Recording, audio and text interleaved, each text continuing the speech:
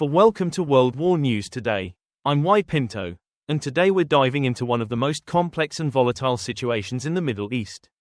In this episode, we'll explore the intensifying conflict between Israel and a network of Iranian-backed forces that are shaping up across Syria, Iraq, Lebanon, and Gaza, with developments across multiple fronts.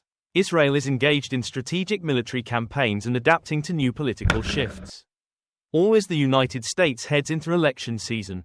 Stay with us as we take you deep into the critical events unfolding across the region, with exclusive analysis and on-the-ground insights.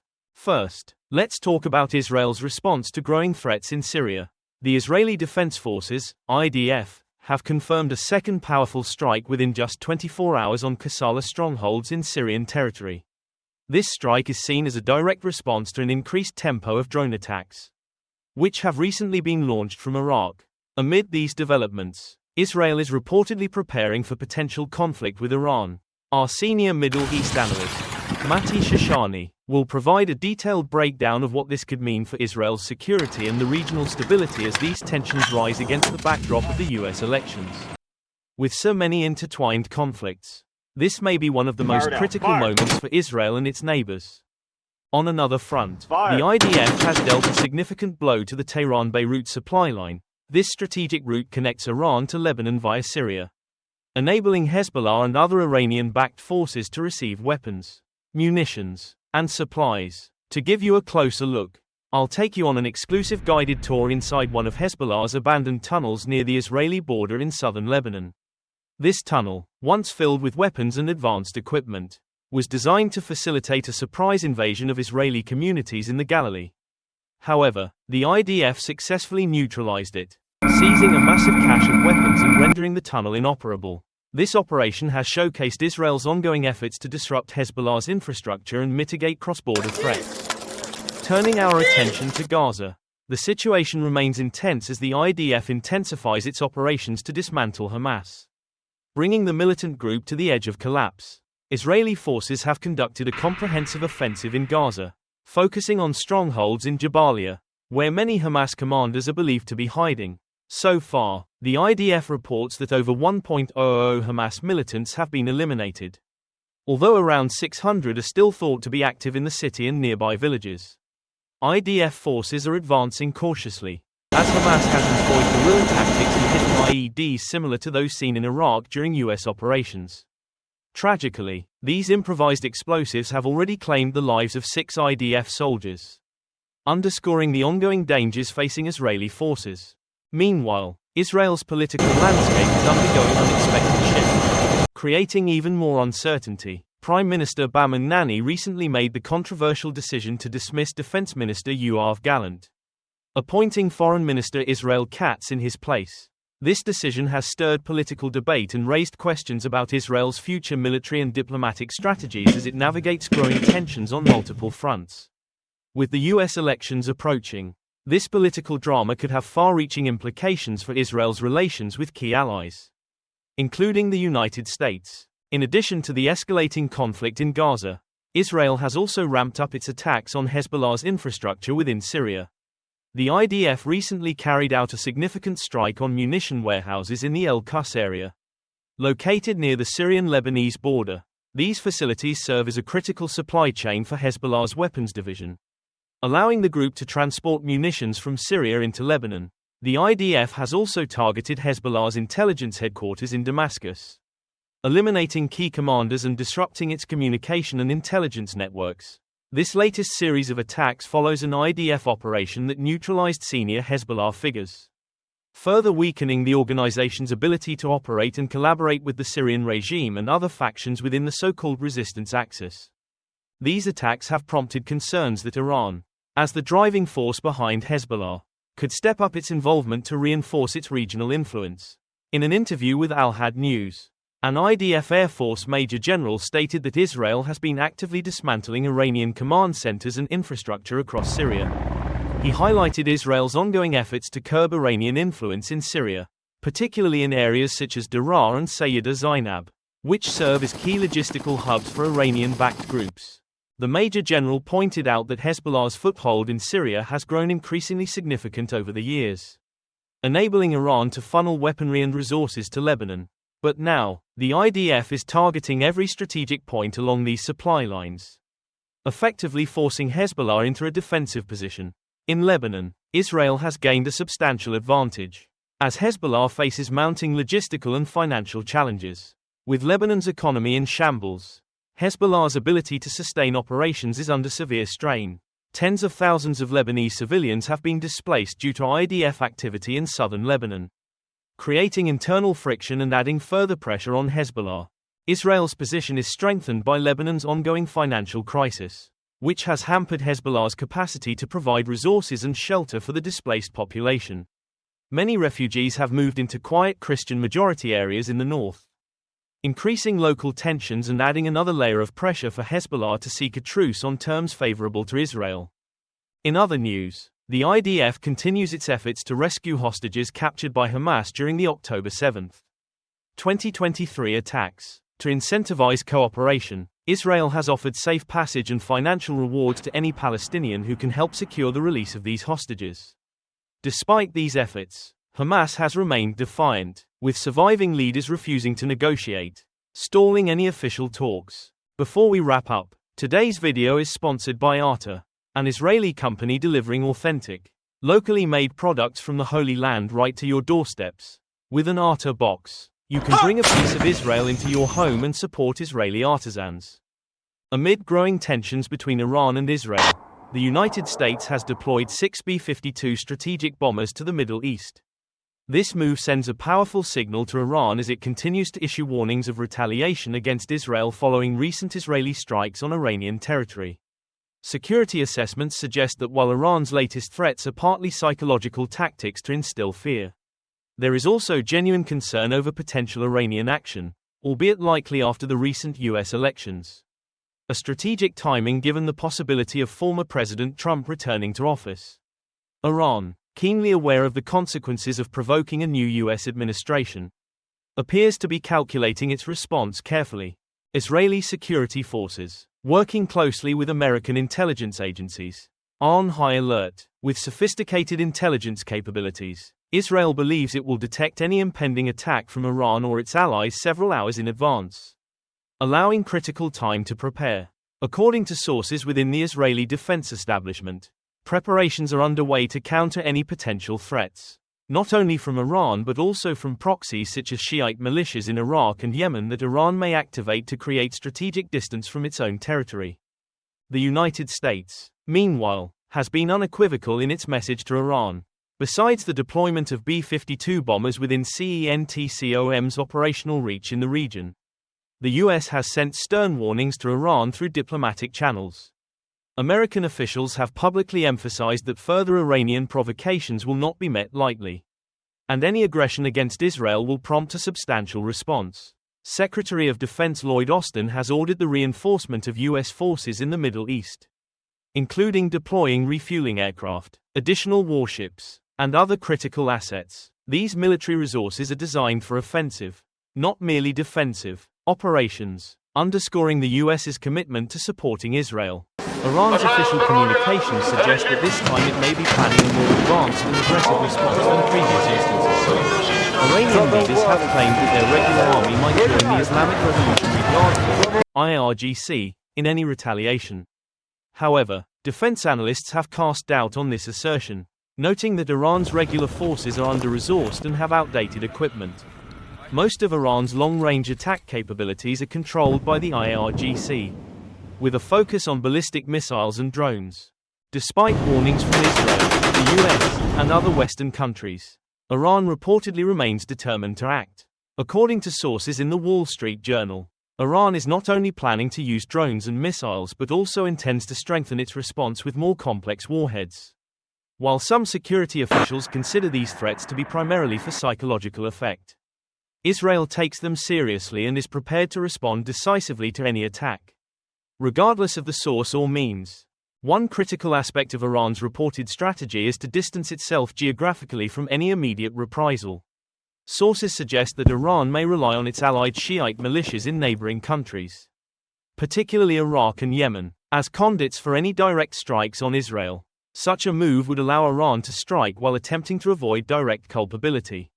Israel, however, has warned that regardless of where an attack originates, it will respond with force.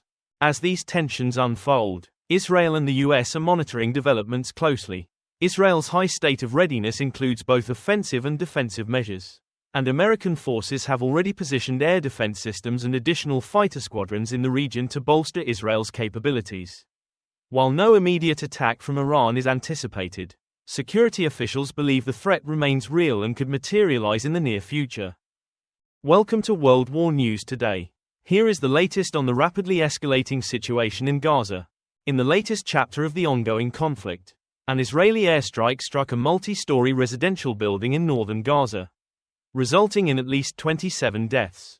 Gaza's civil defense spokesperson, Mahmoud Basil, confirmed that the building in Jabalia, which housed over 50 displaced individuals, was hit on Thursday afternoon. Several residents, including women and children, were reported trapped in a warehouse at the bottom of the building, raising fears that the death toll could climb further.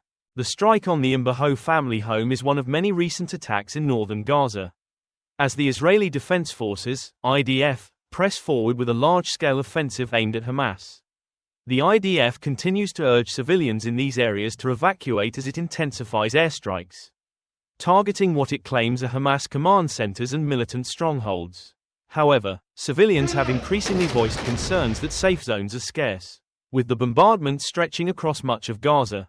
In a related assault on Thursday, Israeli airstrikes targeted al-Shati refugee camp in Gaza City, as well as al-Rimmel school, which housed dozens of displaced families seeking refuge from the relentless airstrikes. Basil reported that at least 4 people died in the al-Rimmel school bombing alone. The IDF has claimed that al-Shati refugee camp housed Hamas operations but declined to comment further on the specific locations targeted, citing classified intelligence. As the conflict continues, the civilian death toll has soared. Gaza's Ministry of Health reports a staggering 43.469 Palestinians killed since the October 7 Hamas-led attacks, with more than 102,000 individuals wounded.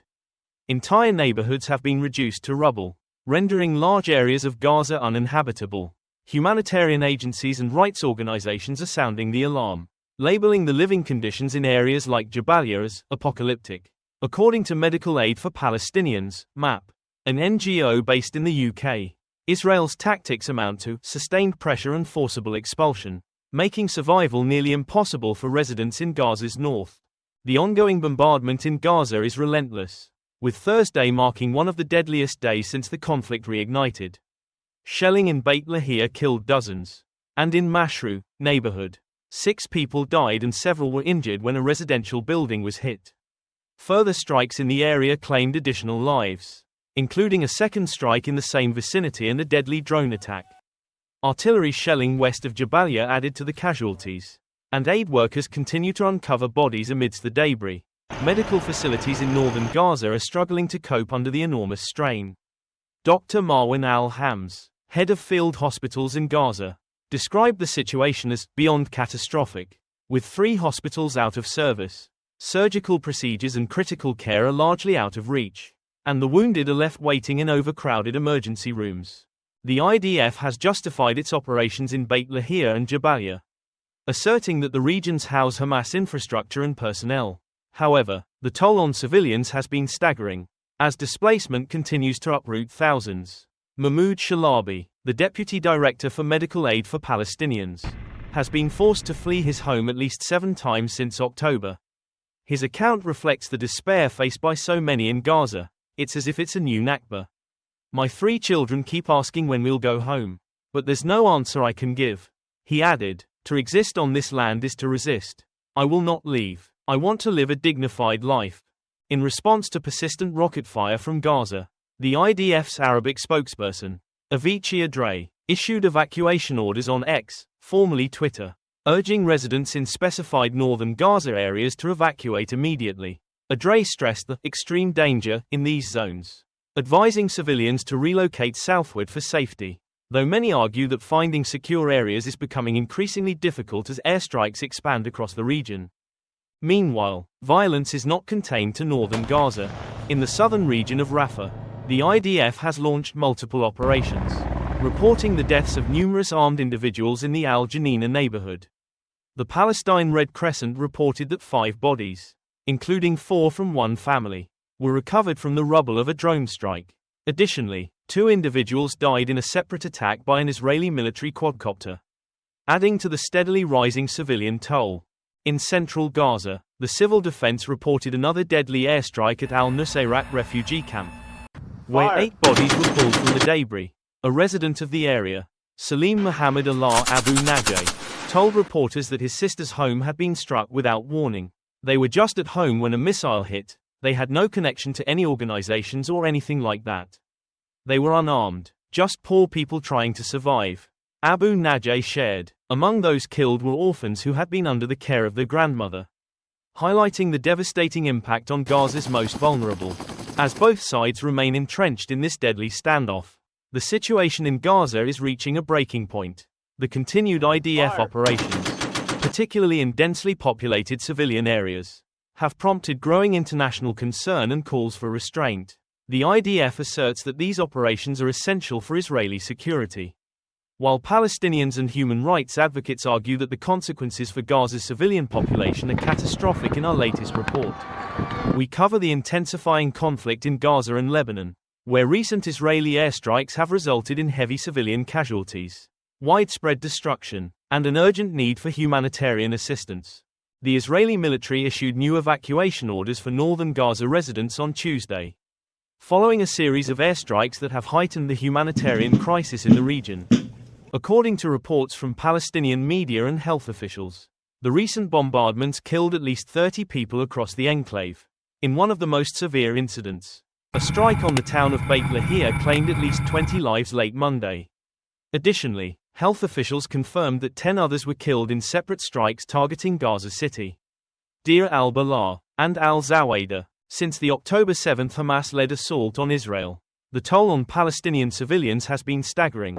The Palestinian Health Ministry reports that over 43,300 individuals have been killed in Gaza, with thousands more injured. The impact on the densely populated strip has been catastrophic, leaving entire neighborhoods in ruins and rendering numerous areas uninhabitable. Meanwhile, as the conflict continues to rage in Gaza, Israel's military operations have simultaneously intensified along its northern border with Lebanon, where confrontations with Hezbollah have led to tragic consequences for both civilians and combatants. The war between Israel and Hezbollah, which has escalated over the past 13 months, has claimed the lives of more than 3,000 people in Lebanon alone. A dramatic surge in Israeli airstrikes on September 23 targeted southern and eastern Lebanon, including Beirut's southern suburbs. This wave of attacks led to the deaths of hundreds and forced approximately 1.2 million Lebanese residents to abandon their homes, creating an overwhelming humanitarian crisis across the country. The conflict in Lebanon has only furthered instability in the Middle East, drawing international calls for urgent de-escalation and humanitarian intervention. As the violence escalates, Israel's military has reported that its recent operations in Gaza have eliminated terrorists and uncovered weapons and explosives caches. However, officials have not provided further specifics on the operations, and the targeting of areas with significant civilian populations has intensified the controversy surrounding these actions. In a significant development on the humanitarian front, the World Health Organization, WHO, has announced plans for a rare evacuation of critically ill patients from Gaza. On Wednesday, more than 100 patients, including children, are scheduled to be transferred out of Gaza for urgent medical care. The patients will reportedly exit Gaza via the Kerem Shalom crossing, entering Israel before being flown to the United Arab Emirates, with some ultimately receiving treatment in Romania. This evacuation effort highlights the dire state of healthcare within Gaza, where hospitals are overwhelmed by casualties and face severe shortages of supplies and personnel amid ongoing bombardments.